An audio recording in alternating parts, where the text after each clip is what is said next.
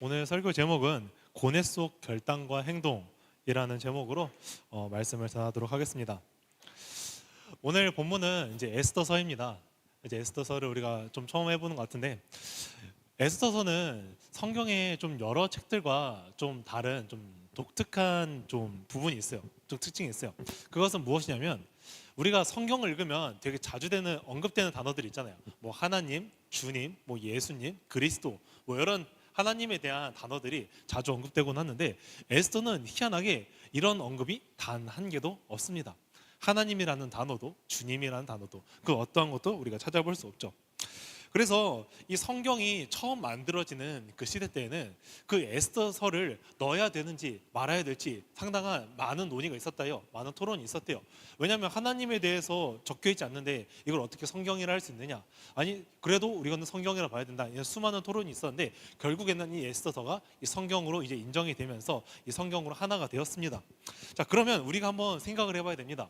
아니 하나님이라는 언급이 없는 이 에스더서, 아니, 주님이라는 언급이 없는 이 에스더서를 왜 이 성경에 넣었을까요? 우리가 생각을 해봤을 때 하나님이라는 단어가 굳이 없고 이 에스더서를 처음부터 끝까지 쭉 읽어보면 그냥 하나의 역사에 대한 이야기거든요. 어떤 사람에 대해서 어떠한 사건이 있었고 그 사건으로 말미암아 이런 결과가 있었더라.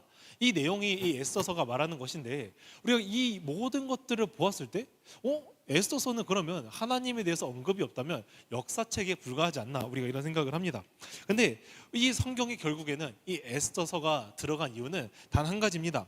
하나님에 대한 언급은 없었지만 눈에 보이지 않는 하나님의 섭리가, 눈에 보이지 않는 하나님께서 일하시면서 자신의 백성들을 어떻게 이끌고 가셨는지에 대해서 명확하게 보여주고 있었기 때문에 오늘 에스더서가 이 성경 안에 들어가게 되었다고 합니다. 자, 그러면 우리가 오늘 이것을 생각해 보면서 한번 성경을 같이 보았으면 좋겠습니다. 우리는 혼자 힘으로 이제 감당하기 힘든 것들이 좀 많은 것 같아요.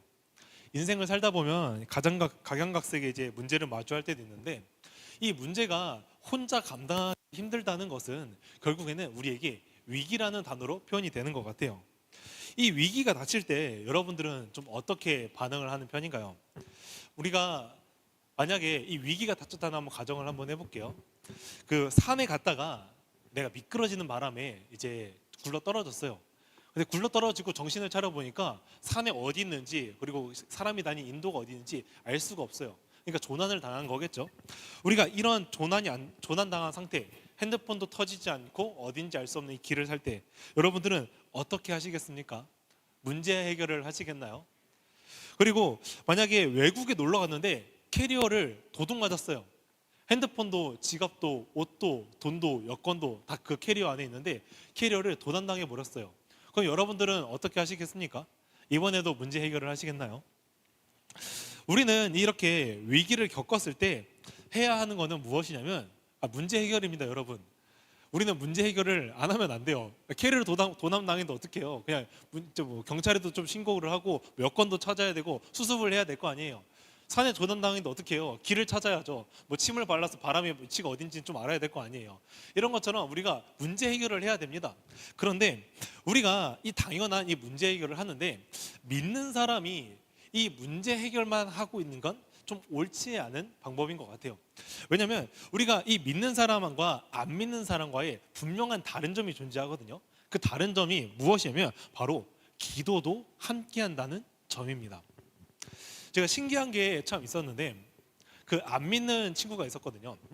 그래서 안 믿는 친구가 이제 우리가 인생을 살다 보면 뭐 많이는 살지는 않았지만 각양각색의 뭐 내 나름대로의 그 위기가 오기도 해요. 근데 그 위기가 왔을 때 그 친구가 뭐 하냐고 물어보니까 기도한대요. 제가 좀 생뚱맞는 거예요. 왜냐하면 그 친구 안 믿는 친구거든요. 안 믿는 친구가 왜 기도를 한지 이제 좀 보고 하니까 이런 어떤 식으로 기도하냐고 물어보니까 이런 식으로 기도한대요. 신이시여, 만약 신이 살아 계시다면 나를 도와주소서. 그러면 내가 하나님을 믿고 내가 당신을 따르겠습니다. 뭐 이런 기도를 한대요. 그러면 우리가 믿는 사람의 기도는 어떤 것인지 제가 한번 볼게요. 자, 우리는 믿는 사람이죠. 여러분들은 왜 기도합니까? 하나님 아버지께 왜 기도해요? 우리가 위기가 닥쳤을 때 그래도 하나님께서 내 문제를 해결해 주실 거니까 뭐 이런 식으로 기도를 하나요?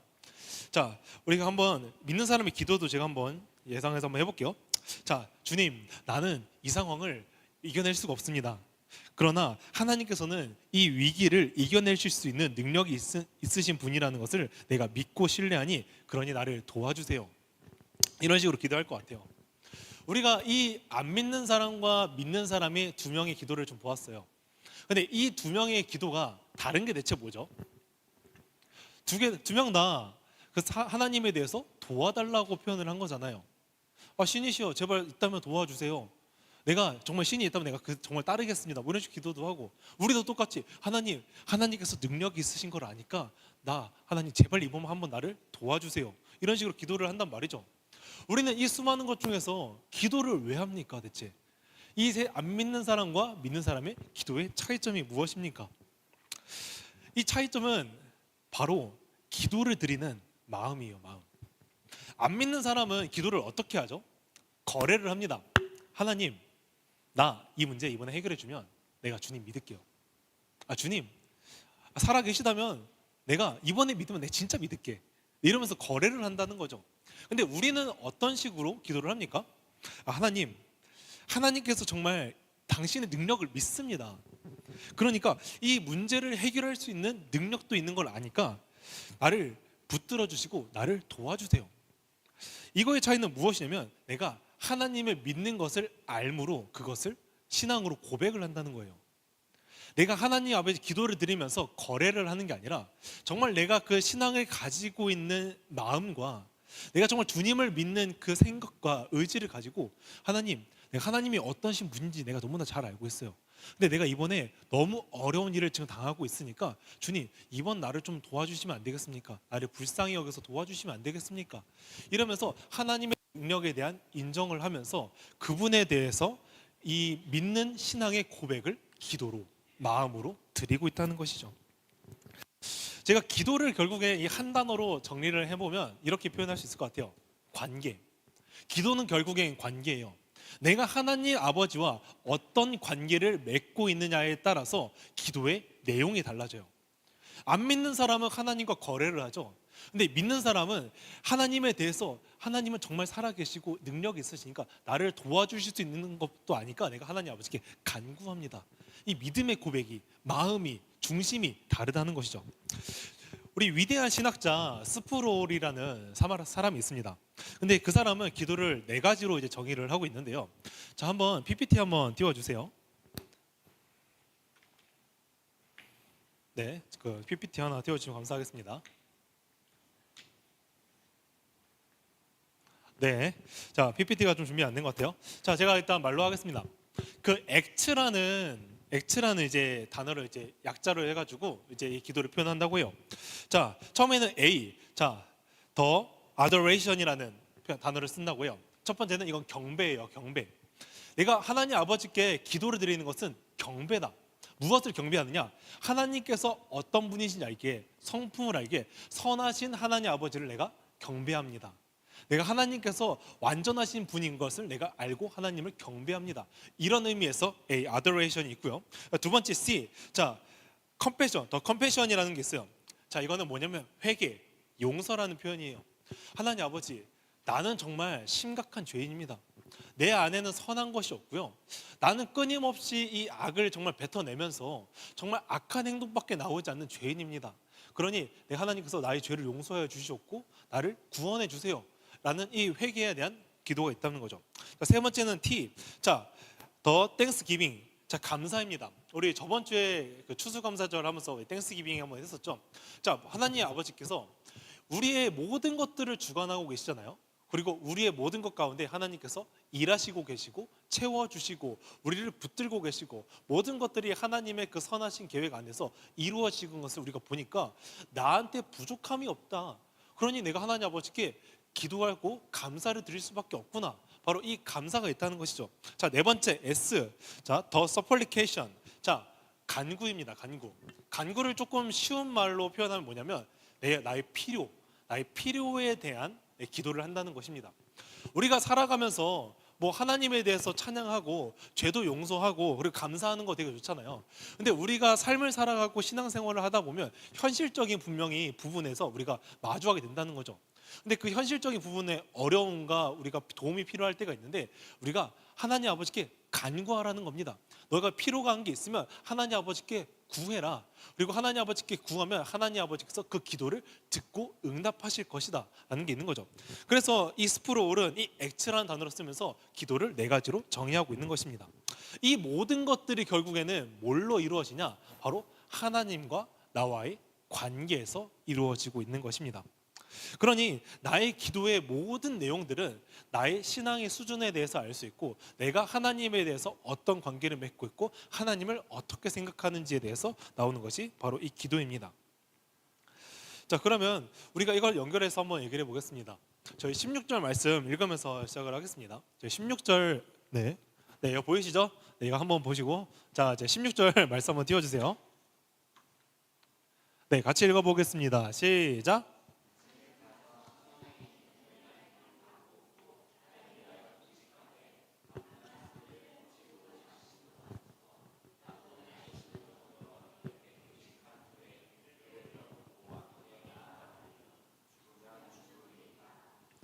오늘 에스더서에는 그 하만이라는 사람이 나와요. 그 하만이라는 사람은 어떤 사람이냐면 그 왕의 총애를 받는 사람이었거든요. 그래서 이 왕의 총애를 받는 사람이 있기에 왕 다음으로 그 권위가 그리고 가장 권력을 가지고 있던 사람이 바로 이 하만이라고 표현할 수 있을 것 같아요. 이 하만은 자신의 그 권력이 너무나 강했기 때문에 거만함이 되게 하늘을 좀 찌르고 있었어요. 어떤 식으로 했었냐면 그 하만이 지나갑니다. 뭐 사람들도 이제 같이 있을 거 아니에요. 그때 모든 사람이 하만에게 절을 하게 시켰어요. 내가 지금 왕 다음으로 지금 권위가 있는 사람인데 나한테 인사를 안 해? 나한테 절을 안 해? 하면서 모두를 다 절하게 시킨 것이 바로 이 하만이라는 사람이었죠. 그런데 이 강력한 권력을 가지고 있던 이 하만에게 유일하게 절하지 않았던 사람이 한 명이 등장하는데요. 그 사람이 누구냐면 바로 모르드게라는 사람입니다. 모르드게. 자, 이 모르드게는 왜 하만한테 절을 하지 않았냐? 바로 그 신앙을 가지고 있던 사람이기에 내가 하나님을 섬기는 사람인데 내가 하만한테 절을 할 수 없다는 거죠. 나는 오로지 하나님만을 경배하면서 살아가는 사람인데 어떻게 하만한테 절을 할 수 있느냐? 절을 할 수 없다고 표현을 하는 겁니다. 하만은 이 절하지 않는 모르드게가 보고 너무 화가 나요. 아니, 감히 나 하만인데 어떻게 나 하만한테 절을 하지 않아? 그래서 이 모르드게를 죽이려고 이제 작당 모의를 합니다. 이 모르드게는 유다 출신의 사람이거든. 유다 출신. 하만은 모르드게뿐만 아니라 이 모르드게 출신이 유다인 모두를 전멸할 계획을 이제 세우게 돼요. 유다인 모든 사람들을 너가 왕을 숭배하지 않아? 어떻게 왕보다 하나님을 더 높게 생각하지? 이거는 왕에 대한 권력에 대한 불순종이고 도전이다. 그러니 이 유다인도 싹 다 싸잡아가지고 이 유다인을 모두 다 죽여버리자라는 계획을 세운 거예요. 참 유다인들에게는 이 상황이 절망스러운 상황인 것 같아요. 근데 참 불행 중에 여기서 다행인 것은 무엇이냐면 이 왕의 그 아내, 그 왕비가 있을 거 아니에요.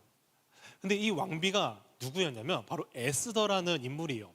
근데 이 에스더라는 인물이 어떤 사람이냐면 그 에스더는 그 모르드게의 사촌이거든요. 사촌지간. 그 에스더가 어렸을 때 그 부모님을 잃었었어요.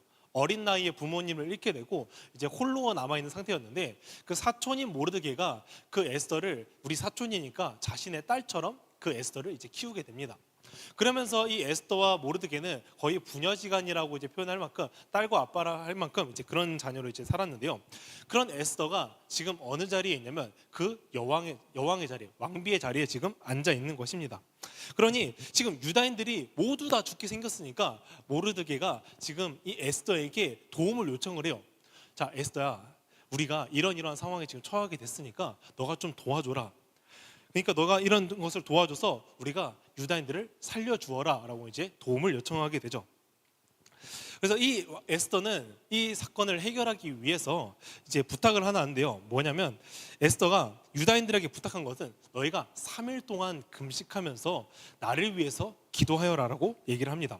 그리고 합심해서 나를 위해서 기도하라는 것이죠.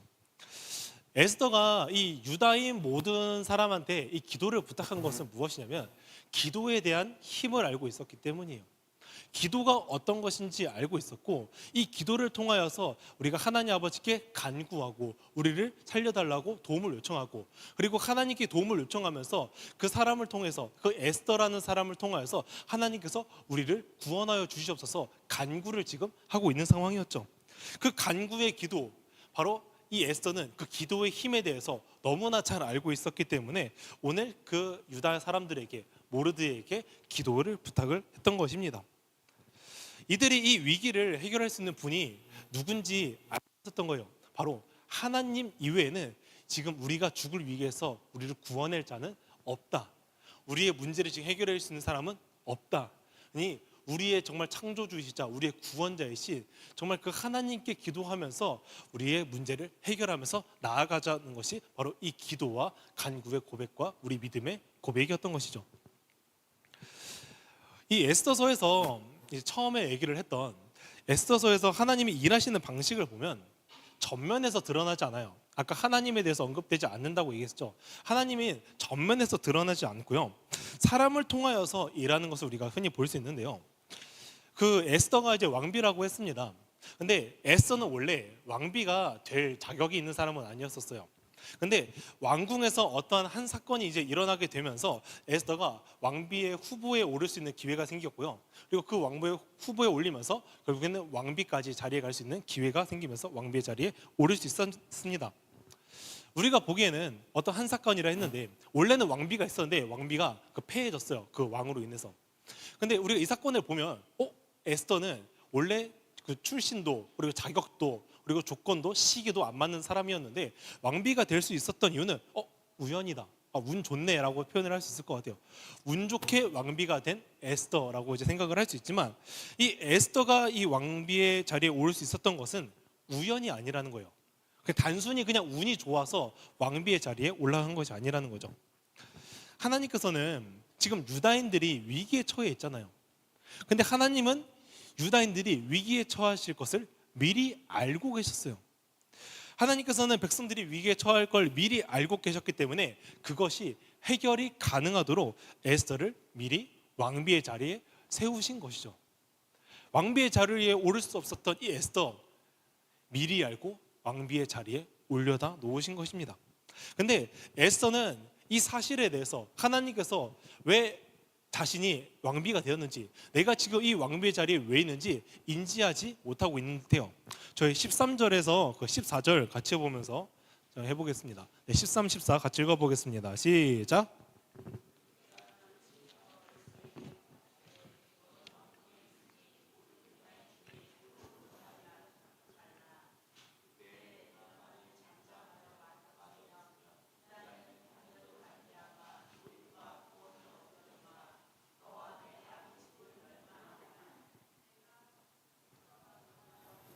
네. 네, 여기까지 읽었습니다. 네, 모르드게가 에스더의 사촌이라고 했습니다. 그리고 모르드게가 에스더한테 도움을 요청을 했습니다. 근데 처음에는 에스더가 이 요청에 대해서 들어주지 않았어요. 우리가 에스더는 지금 결국에 도움을 들어주었지만 이 처음에 에스더는 어떻게 반응을 하냐면 내가 죽을까봐 도와주지 못하겠다라고 답변을 합니다. 왜냐하면 이 페르시아 법에는 이제 그런 게 있었어요. 그 왕이 먼저 그 사람을 부르지 않는 이상은 어느 누구도 그 왕에게 다가갈 수 없다. 왜냐하면 페르시아 제국이라는 것은 엄청나게 큰 나라였기 때문에 언제 어디서 암살을 당할지 모르기 때문에 왕을 지키기 위해서 만들어진 법이죠. 그렇기 때문에 아무리 왕비라고 하더라도 그 왕을 본인 스스로 어떤 용건이 있어가지고 왕을 찾아갈 수가 없었어요. 이 찾아가게 되면 이 에스더는 어떻게 되냐면 죽게 됩니다. 사형입니다. 그날의 법이 그래요. 근데 이 에스더는 이 자신이 죽을까봐 왕을 찾아가게 되고 도움을 요청하게 되면 내가 죽을까봐 찾아가지 못합니다. 이미 이 에스더는 30일 동안 왕이 찾지 않은 사람이었거든요. 근데 왕이 우리가 옛날 시대 한번 생각해 보면 왕이 그 왕비를 30일 동안 초대하지 않았다는 것은 무슨 얘기냐면 이제 너한테 관심이 없다. 이제 너와 나는 그다지 별 관심이 없는 저 멀리 변두리에 그냥 가 있는 사람과 별 다르게 없다는 얘기예요. 그 관심이 끊어진 상태에서 이미 어떠한 인지도 지금 인식도 없는 그 왕에게 본인이 스스로 찾아가야 되는 입장. 지금 왕의 그렇게 사랑을 받고 있지 않은 입장에서 에스더가 그 왕에게 찾아간다는 것은 목숨을 걸어야 된다는 얘기죠. 그래서 에스더는 나는 찾아갈 수가 없다. 왜냐하면 내가 죽을까 봐 못 찾아가겠다고 얘기를 하고 있습니다. 근데 여기서 모르드게가 뭐라고 얘기를 하냐면요, 아까 읽었던 말씀 있죠. 거기서 뭐라고 얘기를 하냐면, 야, 너 왕국에서 혼자 살아남았다고 너가 평생 살 수 있을 것 같아? 너가 왕국에 혼자서 너가 살 수 있다고 생각하지 마. 만약에 너가 우리를 굳이 도와주지 않더라도 하나님께서는 어떤 방식으로도 다른 방식을 써서라도 우리를 구원할 거야. 그런데 만약에 그렇게 되면 너와 너희 아버지의 집이 멸망할 거야 라고 얘기를 하고 있습니다. 에스더한테 이 모르드게가 되게 악당같이 들리죠. 너 우리 안 도와주면 하나님께서 어차피 우리 다른 방식으로 구원할 건데 너 그러다 망해, 이런 얘기인데, 우리가 듣기에는 이거는 협박이 아니라 그 아무것도 인지하지 못하고 깨닫지 못하고 있는 그 에스더에게 모르드게가 일침을 날리는 거예요. 너 진짜 그렇게 신앙생활을 하면 안 돼. 너 지금 그렇게 지금 생각하면서 너의 목숨을 부지기하기 위해서 너가 신앙을 버리면 안 돼라고 지금 일침을 가하고 있는 겁니다. 왜냐하면 너가 지금 어떤 사람이야? 왜 아하수에로의 왕의 왕비가 지금 되어 있는 거야? 너가 왕비가 지금 왜 되어 있는지 너는 왜 알지 못하고 있는 거야? 너는 그 왕비에 된 이유가 단순히 그 아하수에로의 왕의 왕비가 되기 위해서 그 자리에 있는 줄 아냐? 그래서 뭐라고 있는 거죠. 에스더는 이제 생각했어야 됐어요. 뭐냐면 내가 만약에 주님의 자녀라면 나의 인생도 그리고 계획하신 것인데 내가 이 자리에 올라간 목적이 무엇인지 깨달아야 되는 것이죠. 그런 에스더에게 모르드게가 일침을 내렸는데 뭐라고 얘기를 하냐면, 우리가 이 세상을 살아가면서 이 왕비의 자리에 올려놓은 이유는 단 한 가지예요. 뭐냐? 그 위기에 처한 그 유다인들을 구원할 수 있는 방도에 미리 하나님께서는 아셨고 미리 에스더를 왕비의 자리에 올려놓은 거예요. 그러면 에스더가 지금 그 자리에서 해야 되는 것은 무엇이냐면, 내가 이 자리에 올라간 것도 하나님께서 지금 이 자리에 나를 올려주셨으니 내가 이 자리에서 감당할 역할이 있겠구나. 내가 이 자리에 있는 게 하나님께서 분명히 나한테 주어진 그 사명이 있겠구나. 그것을 인지하고 모르드게가 이것을 요청했을 때 그녀가 믿음으로 반응을 했어야 된다는 것이죠. 마무리하겠습니다. 우리는 살아가면서 직업을 가지고 있습니다. 나중에 직업을 가지게 되겠죠. 그리고 리더의 자리도 맡게 되고요. 그리고 뭐 다양한 사람들도 만나게 될 거고요. 언젠간 교회에서 직분도 이제 맡게 되겠죠. 근데 이때 우리가 기억해야 되는 것은 뭐냐면, 우리가 크든 작든 간에 오늘 내가 이 자리에 있는 것은 하나님께서 나를 통해 일하실 계획이 있다는 뜻입니다. 내가 어떤 직업을 가지든 간에 내가 오늘 있는 그 자리에서 하나님께서 나를 사용하시고자 하는 뜻이 있기 때문에 그 자리에 나를 부르신 것입니다. 우리가 학교에서 여러 가지 어려움들이 있잖아요. 사실 관계적인 어려움도 여러 가지가 있어요. 그리고 때로는 내가 좀 믿음이 이제 좀 신앙생활이 좀 생기다 보니까 좀 믿는 사람과 좀 대화할 수 있는 사람이 생겼으면 좋겠다, 혹은 좀 좋은 사람이랑 있으면 같이 좋겠다 생각이 드는데, 때로는 안 믿는 사람들, 뭐 성격 더러운 애들만 내 주위에 있기도 하고, 때로는 그 성격 더러운 애들이 나를 좀 뭐 이렇게 때리기도 하고, 좀 기독교를 믿는다는 이유만으로도 좀 배척하고 너 예수님 믿어? 좀 따돌리기도 하고, 뭐 이런 경우도 가끔은 있다고 해요. 근데 이런 여러 가지 상황 속에서 하나님께서는 나를 왜 그 자리에 부르셨을까? 내가 지금 이 자리에 있는 게 왜 나를 이 자리에 부르셨을까? 한번 고민해 봐야 됩니다.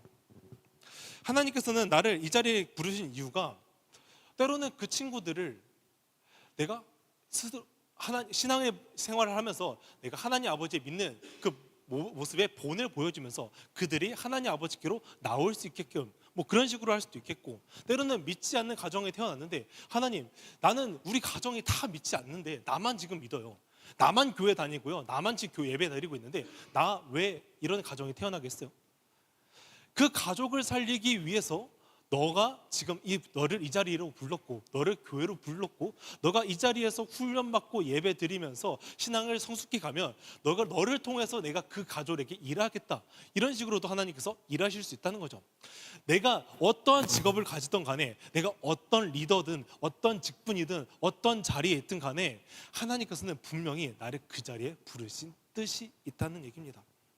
내가 앞으로 하나님 아버지께서 나에게 맡겨주신 그 사명을 감당할 수 있도록 때로는 훈련의 자리가 될 수도 있고요, 인내의 자리가 될 수도 있고, 때로는 사용하시는 자리가 될 수도 있습니다. 근데 그 어떠한 자리가 있든 간에 하나 분명한 것은 하나님께서는 그 자리에 부르신 뜻이 분명하게 있다는 것이죠.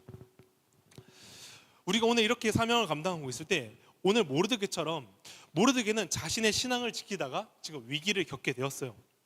우리가 이럴 때 우리는 어떻게 반응을 해야 되는가?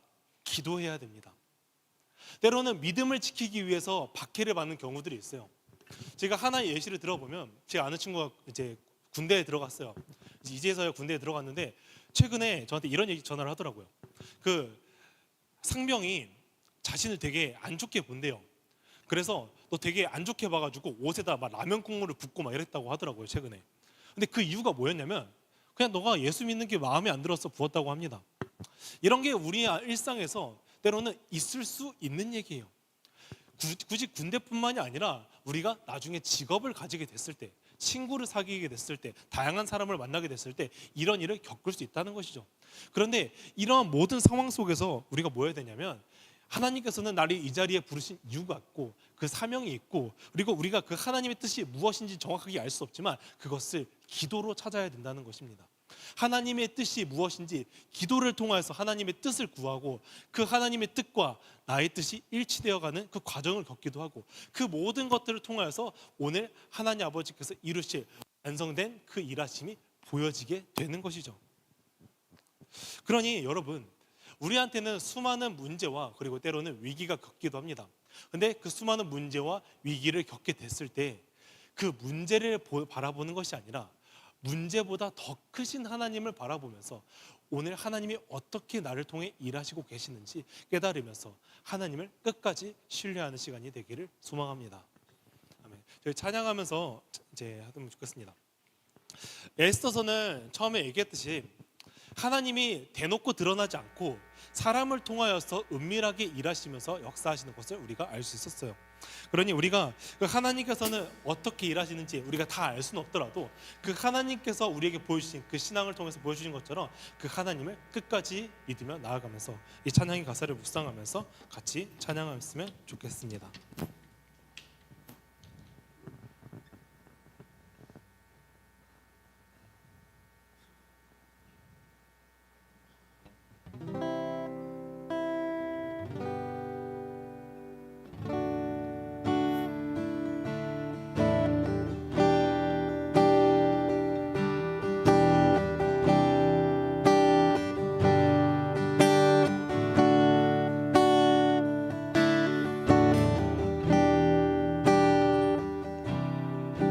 함께 찬양하겠습니다. 주 여기 운행하시네. 주 여기 운행하시네. 주 경배 주 경배 주 여기 역사하시네. 주 경배 세기를 만드시는 분, 세기를 만드시는 분, 기적을 행하시는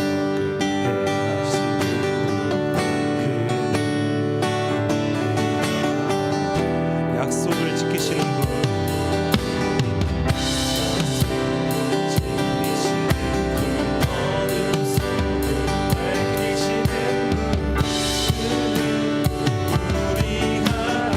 여기 운행하시네.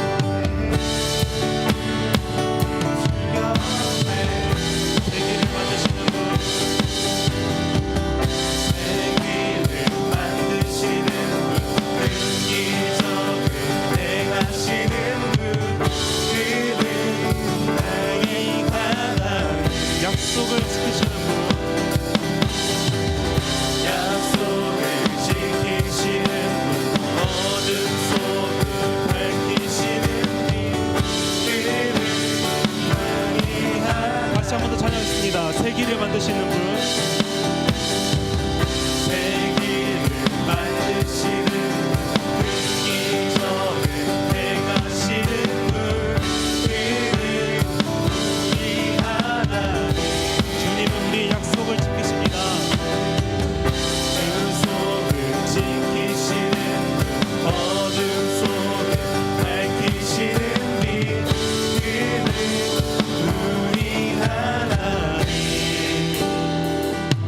우리가 찬양에 대해서 같이 기도했던 것처럼 하나님은 오늘도 우리의 삶을 운행하시고 계시고 이 세상을 운행하시면서 일하시고 계시고 우리가 모든 것을 알고 알 수는 없더라도 하나님께서 오늘날 우리를 통해서 일하시고 계신다는 것을 우리가 알 수 있습니다. 그러니 우리가 오늘 같이 기도하면 좋겠는 것은 내가 오늘 이 자리에 있는 것은 하나님께서 나에게 사명을 감당할 수 있게 하기 위해서 이 자리에 보내셨고 내가 이 자리에 있는 것을 내가 믿으니까 어떤 위기와 문제가 닥쳐와도 하나님을 신뢰하면서 나아가는 시간이 되게 해달라고 같이 주님의 이름을 치면서 기도하도록 하겠습니다. 주여, 하나님 아버지, 아버지께서 우리 눈에 보이지 않고 오늘은 대목으로 드러나고 전면으로 드러나지 않더라도 하나님 아버지께서 오늘 일하시고 계시고 하나님의 뜻을 성취하시고 오늘 하나님의 계획을 이루어가고 계신다는 것입니다. 하나님께서는 계획을 이루어가시고 계시며 우리를 통하여서 사람을 통하여서 일하고 계시고 오늘 각자에게 주어진 사명을 통해서 우리에게 그 자리를 통해서 우리가 사명을 감당할 수 있도록 우리에게 허락하셨습니다. 하나님, 내가 이 자리에 왜 있습니까? 하나님 아버지께서 나를 이 자리에 부르신 이유가 대체 무엇입니까? 주님, 내가 하나님 아버지께 기도드리니 내가 이 자리에 있는 이유를 하나님께서 알려주셨고 알려주신 그 뜻을 통하여서 아버지의 사명을 감당하면서 하나님 아버지를 더욱 신뢰하면서 나아가는 시간이 되게 하여 주시옵소서. 하나님 아버지, 하나님을 불러주셔서 나아가는 시간이 되게 도와주시옵소서.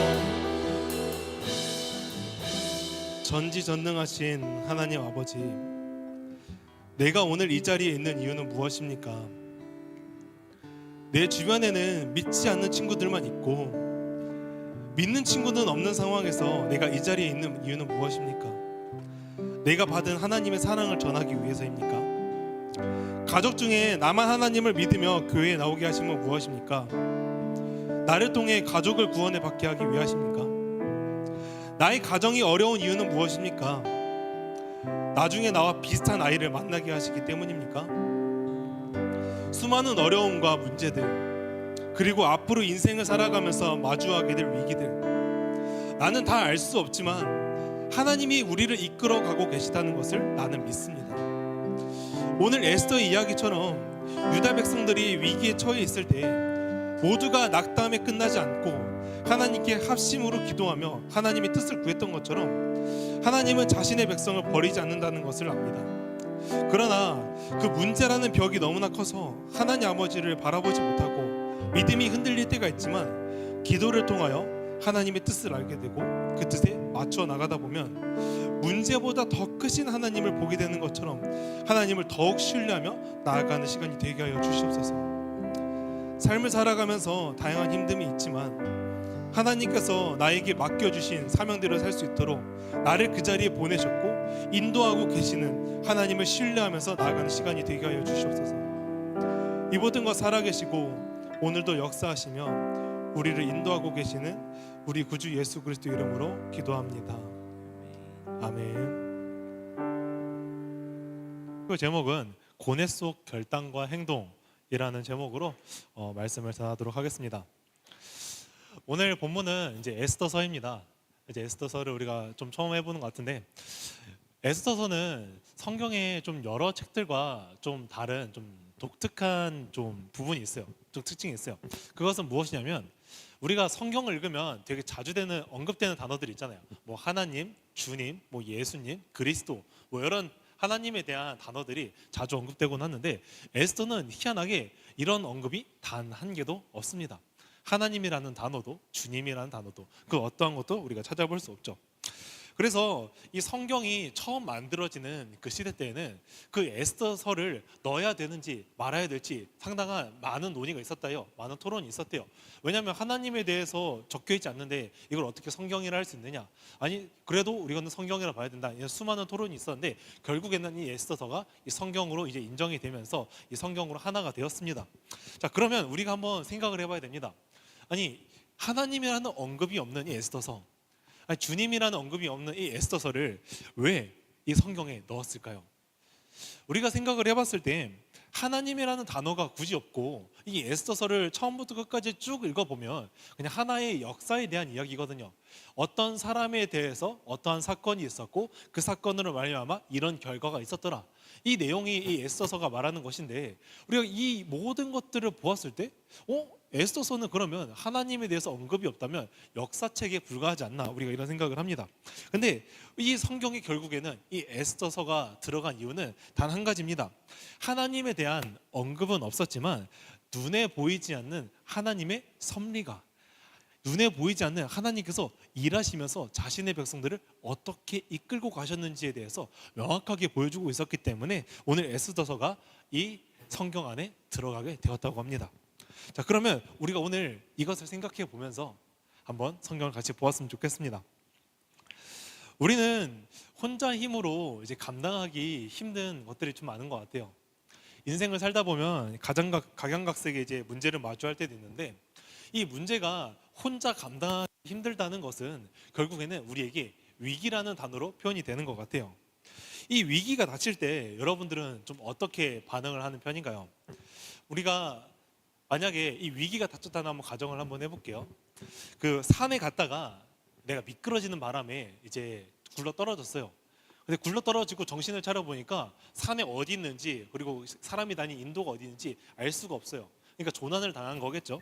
우리가 이런 조난 당한 상태, 핸드폰도 터지지 않고 어딘지 알 수 없는 이 길을 살 때 여러분들은 어떻게 하시겠습니까?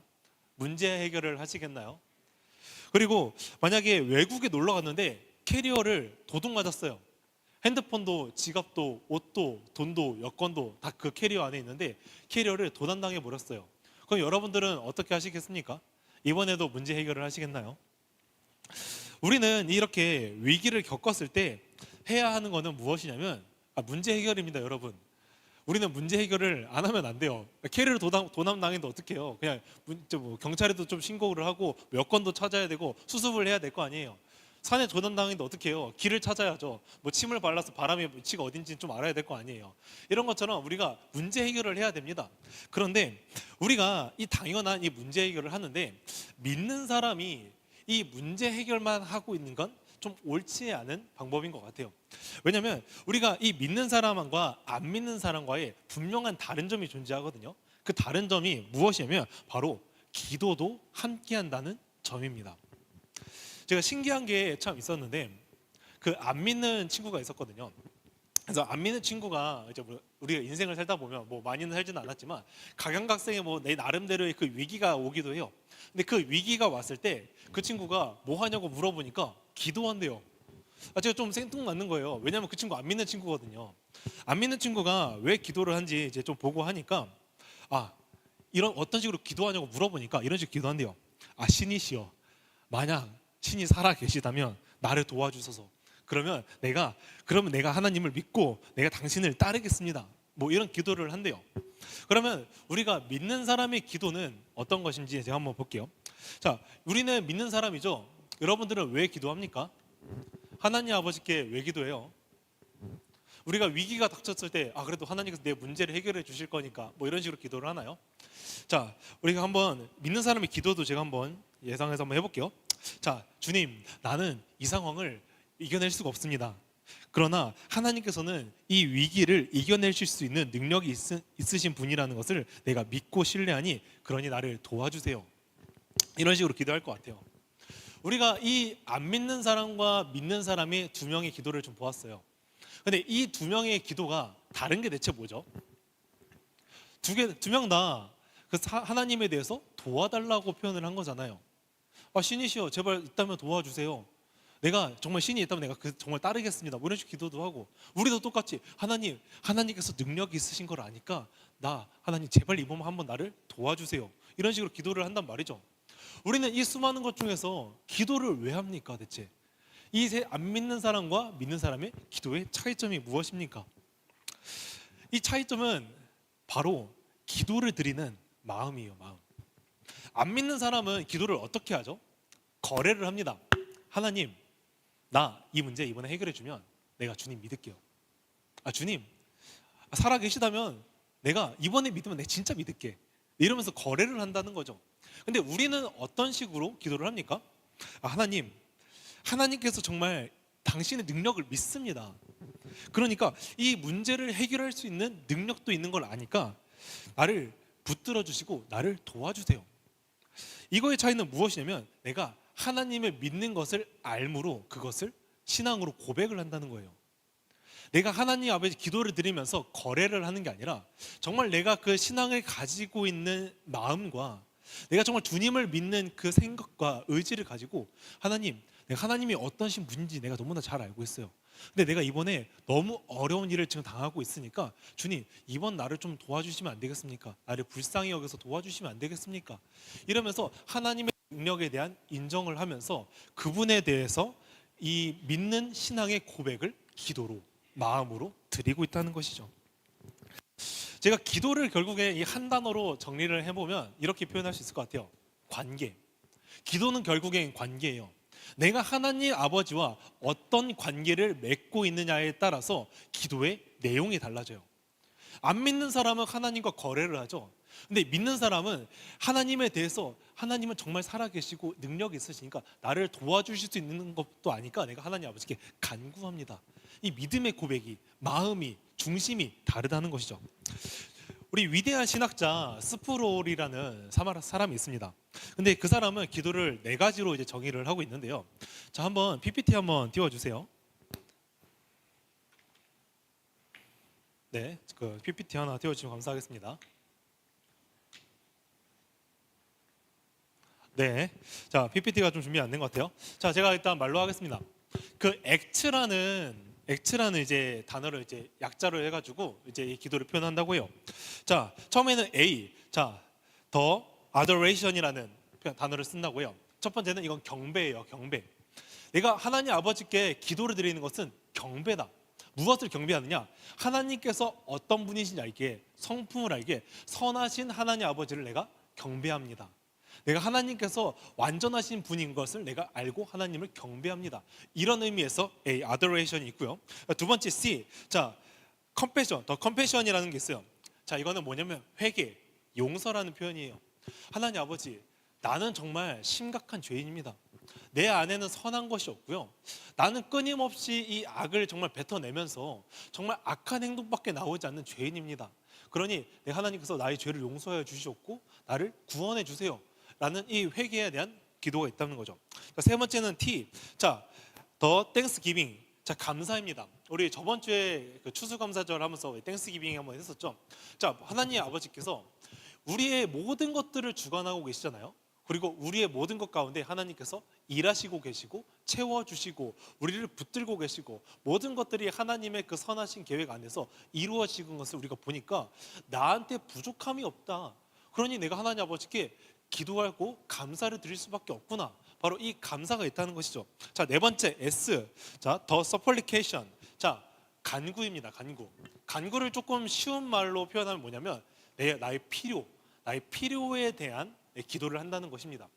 우리가 살아가면서 뭐 하나님에 대해서 찬양하고 죄도 용서하고 그리고 감사하는 거 되게 좋잖아요. 근데 우리가 삶을 살아가고 신앙생활을 하다 보면 현실적인 분명히 부분에서 우리가 마주하게 된다는 거죠. 근데 그 현실적인 부분에 어려움과 우리가 도움이 필요할 때가 있는데 우리가 하나님 아버지께 간구하라는 겁니다. 너가 필요가 한 게 있으면 하나님 아버지께 구해라. 그리고 하나님 아버지께 구하면 하나님 아버지께서 그 기도를 듣고 응답하실 것이다 라는 게 있는 거죠. 그래서 이 스프롤은 이 액트라는 단어를 쓰면서 기도를 4가지로 정의하고 있는 것입니다. 이 모든 것들이 결국에는 뭘로 이루어지냐? 바로 하나님과 나와의 관계에서 이루어지고 있는 것입니다.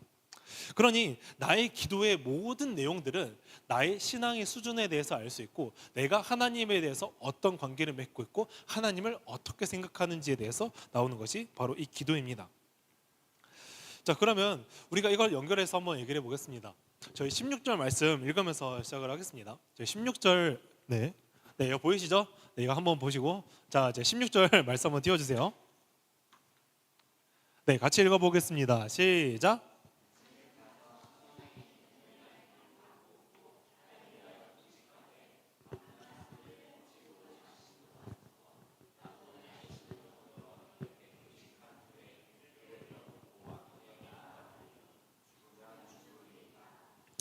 오늘 에스더서에는 그 하만이라는 사람이 나와요.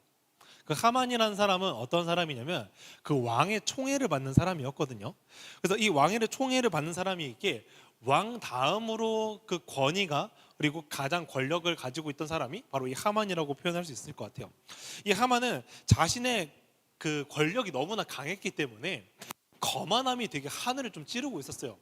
어떤 식으로 했었냐면, 그 하만이 지나갑니다. 뭐 사람들도 이제 같이 있을 거 아니에요. 그때 모든 사람이 하만에게 절을 하게 시켰어요.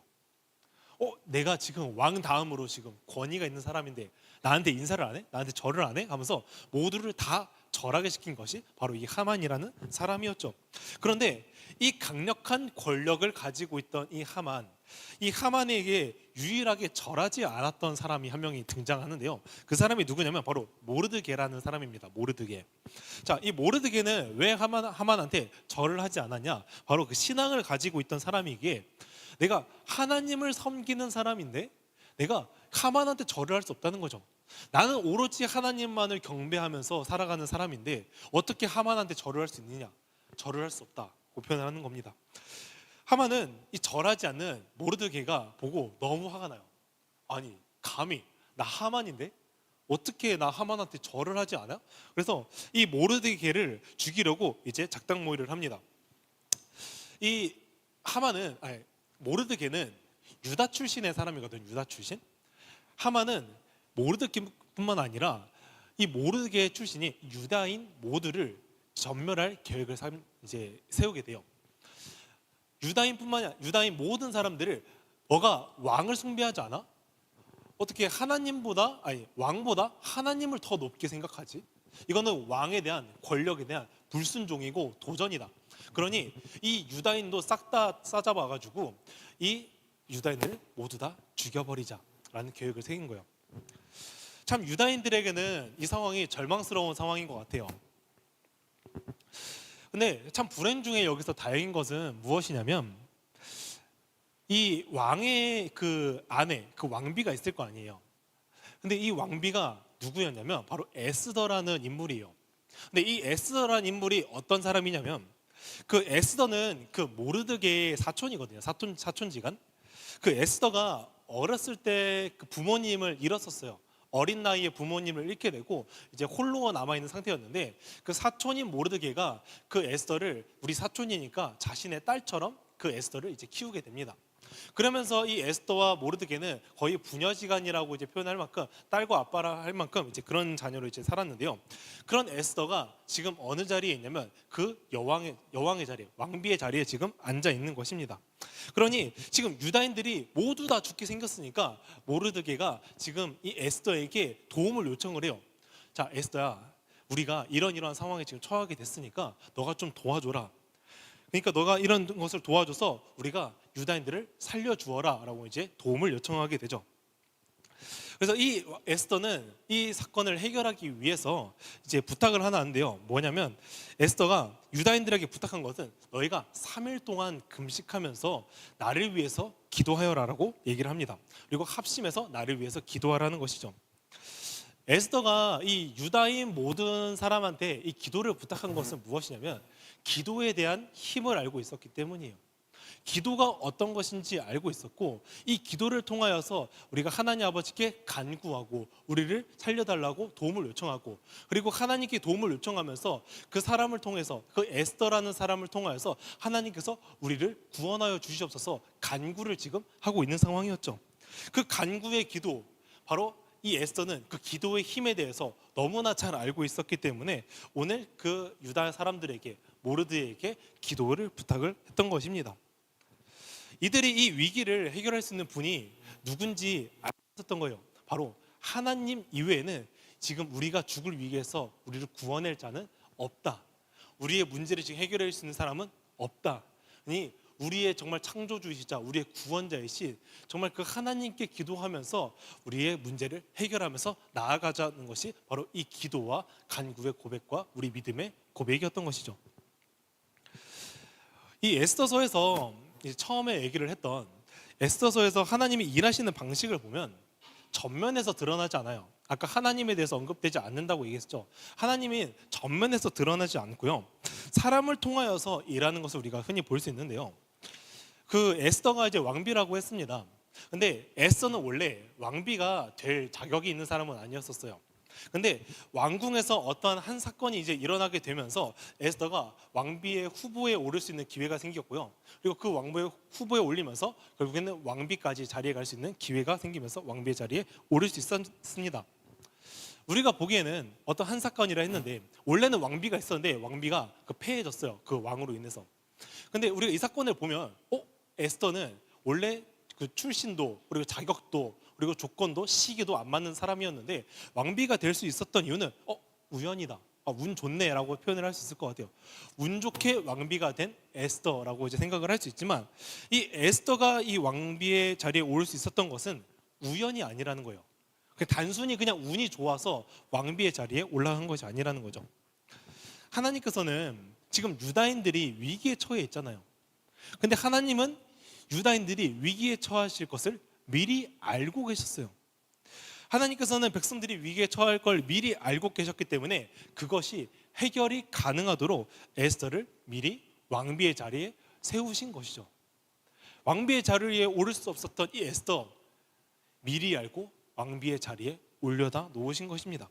근데 에스더는 이 사실에 대해서 하나님께서 왜 자신이 왕비가 되었는지, 내가 지금 이 왕비의 자리에 왜 있는지 인지하지 못하고 있는 듯해요. 저희 13절에서 그 14절 같이 해보면서 해보겠습니다. 13, 14 같이 읽어보겠습니다. 시작.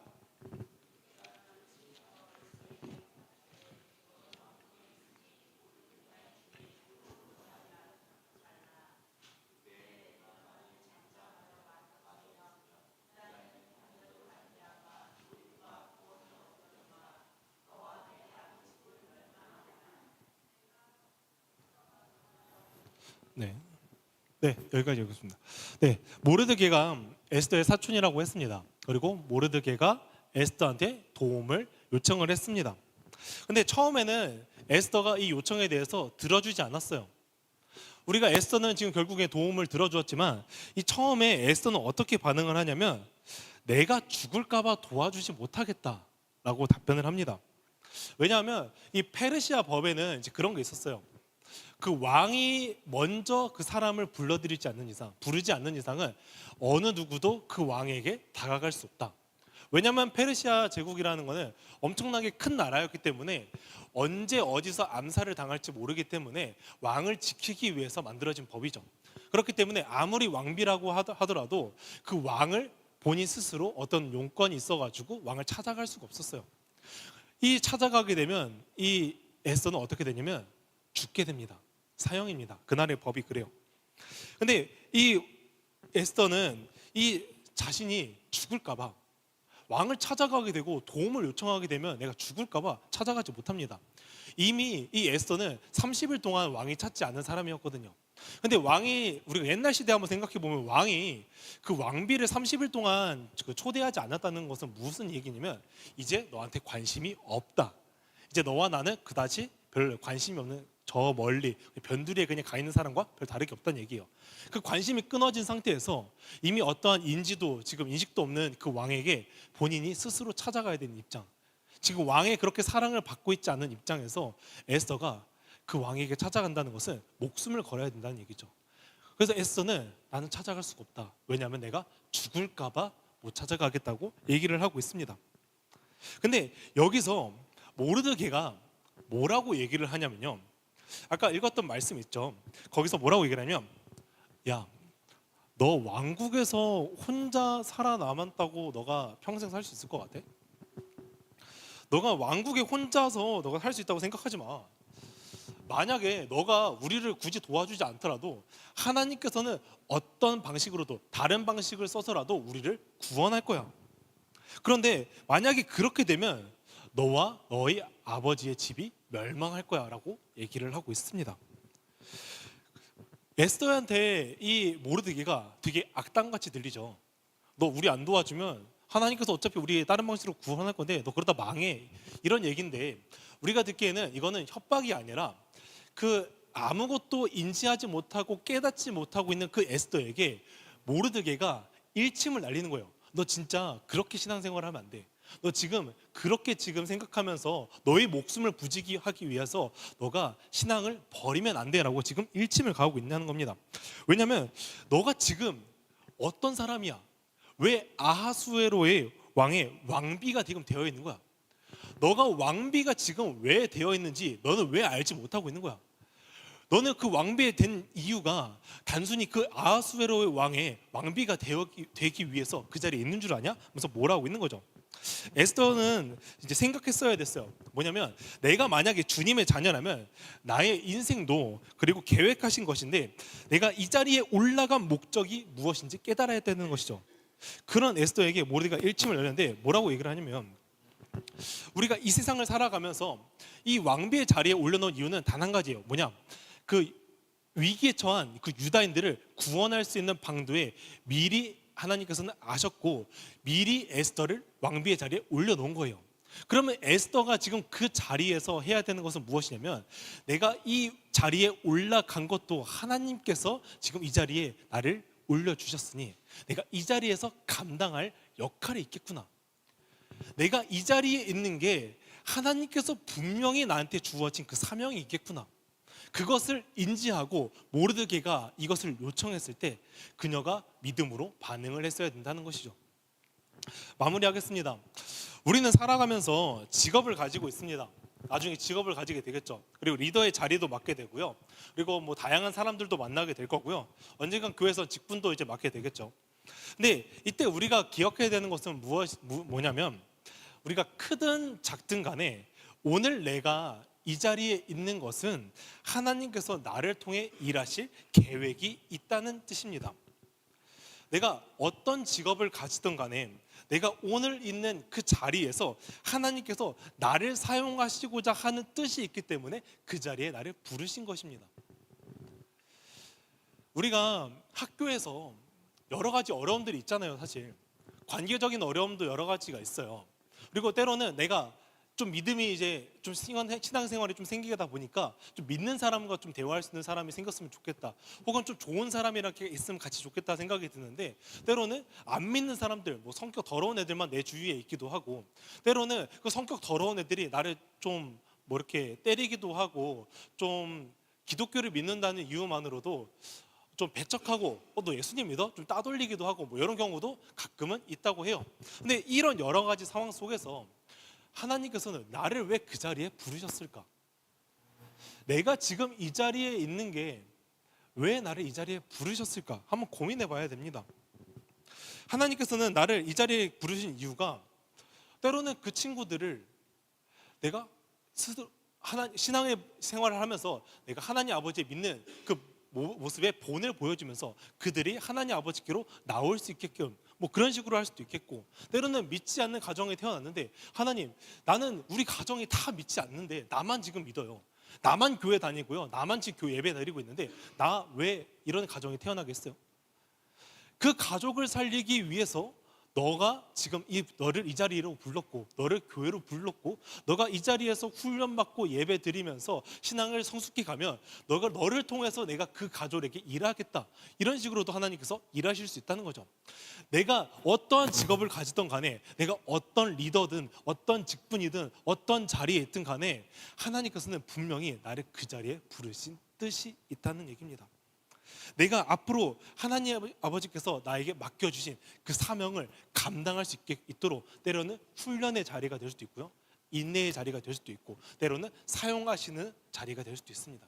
근데 그 어떠한 자리가 있든 간에 하나 분명한 것은 하나님께서는 그 자리에 부르신 뜻이 분명하게 있다는 것이죠. 우리가 오늘 이렇게 사명을 감당하고 있을 때 오늘 모르드게처럼 모르드게는 자신의 신앙을 지키다가 지금 위기를 겪게 되었어요. 우리가 이럴 때 우리는 어떻게 반응을 해야 되는가? 기도해야 됩니다. 때로는 믿음을 지키기 위해서 박해를 받는 경우들이 있어요. 제가 하나의 예시를 들어보면 제 아는 친구가 이제 군대에 들어갔어요. 이제서야 군대에 들어갔는데 최근에 저한테 이런 얘기 전화를 하더라고요. 그 상병이 자신을 되게 안 좋게 본대요. 그래서 너 되게 안 좋게 봐가지고 옷에다 막 라면 국물을 붓고 막 이랬다고 하더라고요, 최근에. 근데 그 이유가 뭐였냐면 그냥 너가 예수 믿는 게 마음에 안 들어서 부었다고 합니다. 이런 게 우리 일상에서 때로는 있을 수 있는 얘기예요. 굳이 군대뿐만이 아니라 우리가 나중에 직업을 가지게 됐을 때, 친구를 사귀게 됐을 때, 다양한 사람을 만나게 됐을 때 이런 일을 겪을 수 있다는 것이죠. 그런데 이러한 모든 상황 속에서 우리가 뭐 해야 되냐면 하나님께서는 나를 이 자리에 부르신 이유가 있고 그 사명이 있고 그리고 우리가 그 하나님의 뜻이 무엇인지 정확하게 알 수 없지만 그것을 기도로 찾아야 된다는 것입니다. 하나님의 뜻이 무엇인지 기도를 통해서 하나님의 뜻을 구하고 그 하나님의 뜻과 나의 뜻이 일치되어가는 그 과정을 겪기도 하고 그 모든 것들을 통해서 오늘 하나님 아버지께서 이루실 완성된 그 일하심이 보여지게 되는 것이죠. 그러니 여러분, 우리한테는 수많은 문제와 그리고 때로는 위기가 겪기도 합니다. 근데 그 수많은 문제와 위기를 겪게 됐을 때 그 문제를 바라보는 것이 아니라 문제보다 더 크신 하나님을 바라보면서 오늘 하나님이 어떻게 나를 통해 일하시고 계시는지 깨달으면서 하나님을 끝까지 신뢰하는 시간이 되기를 소망합니다. 아멘. 저희 찬양하면서 이제 하면 좋겠습니다. 에스더서는 처음에 얘기했듯이 하나님이 대놓고 드러나지 않고 사람을 통하여서 은밀하게 일하시면서 역사하시는 것을 우리가 알 수 있었어요. 그러니 우리가 그 하나님께서는 어떻게 일하시는지 우리가 다 알 수는 없더라도 그 하나님께서 우리에게 보여주신 그 신앙을 통해서 보여주신 것처럼 그 하나님을 끝까지 믿으며 나아가면서 이 찬양의 가사를 묵상하면서 같이 찬양했으면 좋겠습니다.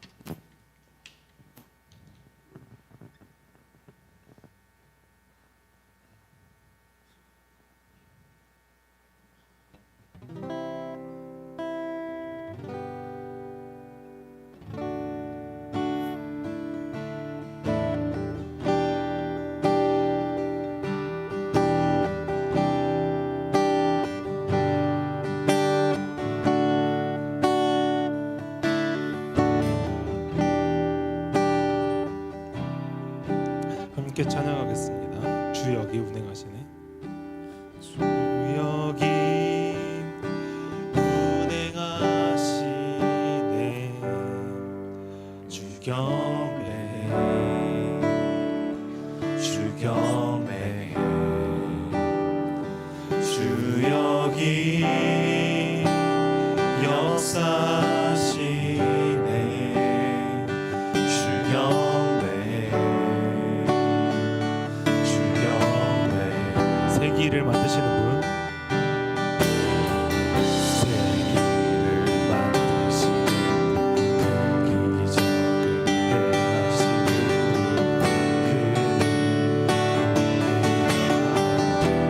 기적을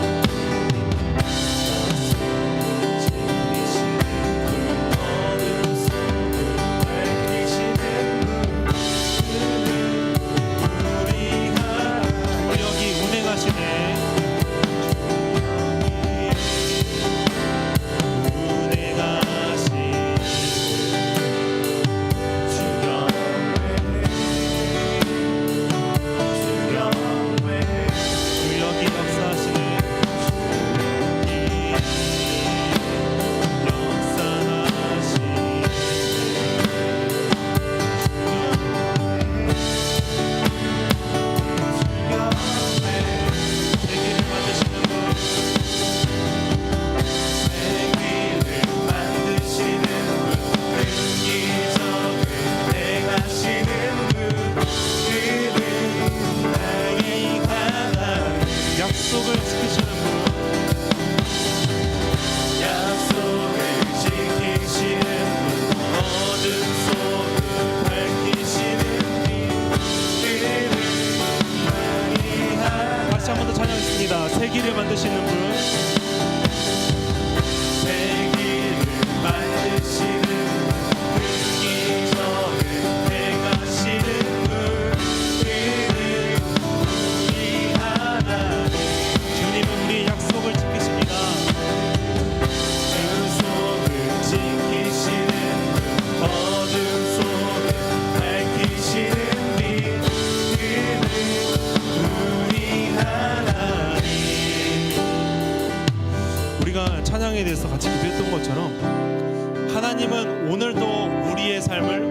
주무시고 계시고 이 세상을 운행하시면서 일하시고 계시고 우리가 모든 것을 알고 알 수는 없더라도 하나님께서 오늘날 우리를 통해서 일하시고 계신다는 것을 우리가 알 수 있습니다. 그러니 우리가 오늘 같이 기도하면 좋겠는 것은 내가 오늘 이 자리에 있는 것은 하나님께서 나에게 사명을 감당할 수 있게 하기 위해서 이 자리에 보내셨고 내가 이 자리에 있는 것을 내가 믿으니까 어떤 위기와 문제가 닥쳐와도 하나님을 신뢰하면서 나아가는 시간이 되게 해달라고 같이 주님의 이름을 치면서 기도하도록 하겠습니다.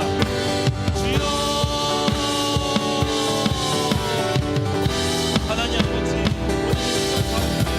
아버지께서 우리 눈에 보이지 않고 오늘은 대놓고 드러나고 대면으로 전면으로 드러나지 않더라도 하나님 아버지께서 오늘 일하시고 계시고 하나님의 뜻을 성취하시고 오늘 하나님의 계획을 이루어가고 계신다는 것입니다. 하나님께서는 그 계획을 이루어가시고 계시며 우리를 통하여서 사람을 통하여서 일하고 계시듯이 오늘 각자에게 주어진 사명을 통해서 우리에게 그 자리를 통해서 우리가 사명을 감당할 수 있도록 우리에게 허락하셨습니다.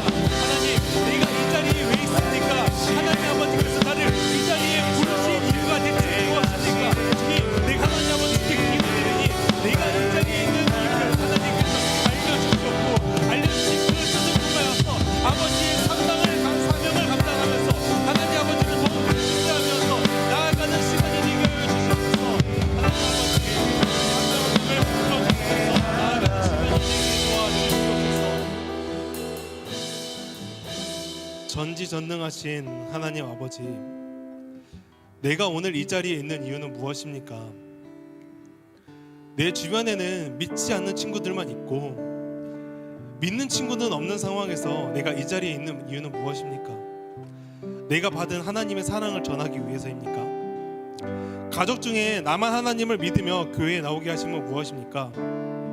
나를 통해 가족을 구원해 받게 하기 위하십니까? 나의 가정이 어려운 이유는 무엇입니까? 나중에 나와 비슷한 아이를 만나게 하시기 때문입니까? 수많은 어려움과 문제들 그리고 앞으로 인생을 살아가면서 마주하게 될 위기들 나는 다 알 수 없지만 하나님이 우리를 이끌어가고 계시다는 것을 나는 믿습니다.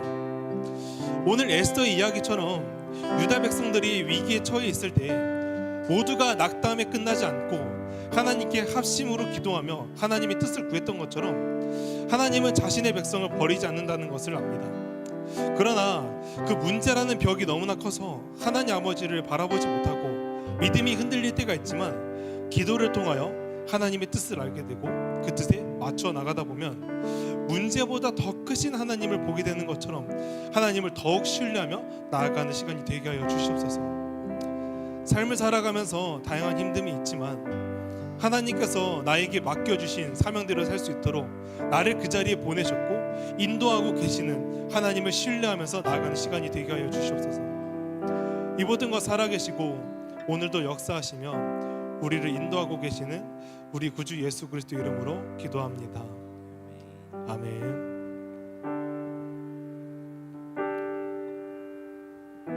네, 저희 봉헌 찬양하도록 하겠습니다.